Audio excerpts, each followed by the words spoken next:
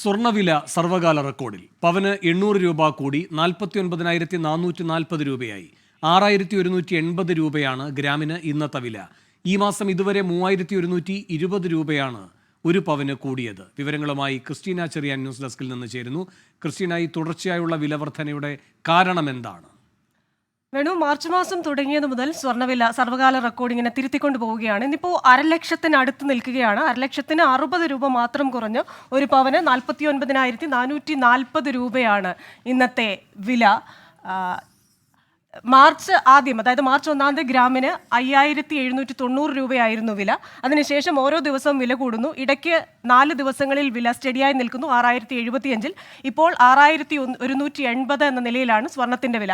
ഇനി നമ്മൾ ഒരു പവൻ ആഭരണ രൂപത്തിൽ ലഭിക്കണമെങ്കിൽ നമുക്ക് 49,440 രൂപ 8 ഗ്രാമിന്. അതിൻ്റെ കൂടെ 3% GST കൂട്ടിയാൽ 1,483 രൂപ.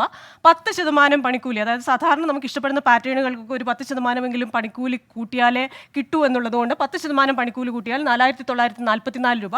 ഒരു പവൻ അങ്ങനെ ആഭരണ രൂപത്തിൽ നമ്മുടെ കയ്യിൽ ലഭിക്കണമെങ്കിൽ 55,867 രൂപ കൊടുക്കണമെന്ന അവസ്ഥയാണ്.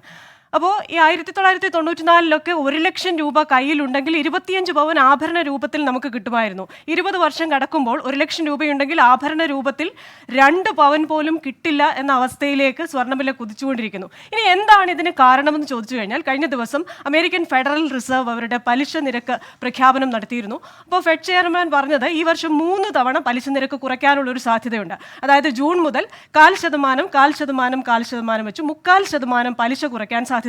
അപ്പോഴെന്താണ് സംഭവിക്കുന്നത്? നിലവിൽ 5.5% പലിശയുള്ളത് 4.25% കുറയാൻ സാധ്യതയുണ്ട്. അപ്പോൾ സ്വാഭാവികമായും ബാങ്ക് നിക്ഷേപങ്ങളും ബോണ്ടിലുള്ള നിക്ഷേപങ്ങളും ഒക്കെ പലിശ കുറഞ്ഞതുകൊണ്ട് തന്നെ ആകർഷകമല്ലാതെയാകും. അപ്പോൾ നിക്ഷേപകർ സ്വാഭാവികമായും സ്വർണത്തിലേക്ക് തിരിയുന്നു. ഇതാണ് വിപണികളിൽ സംഭവിച്ചത്. എന്തായാലും ഈ മാർച്ച് മാസം ഇതുവരെ പവന് കൂടിയത് 3,120 രൂപയാണ്. അപ്പോൾ ഈ പലിശ നിരക്ക് കുറയും എന്ന പ്രഖ്യാപനം നിൽക്കുന്നതുകൊണ്ട് തുടർച്ചയായി നിക്ഷേപകർ സ്വർണത്തിലേക്ക് തിരിയാനും സ്വർണ്ണവില വീണ്ടും കൂടാനുമുള്ള ഒരു സാധ്യതയാണ്. വിവാഹ സീസണൊക്കെ അടുത്തിരിക്കെ ഈ ആഭരണം വാങ്ങാനിരിക്കുന്നവർക്ക് വലിയ ബുദ്ധിമുട്ട് തന്നെയായിരിക്കും ഇത്. വേണു.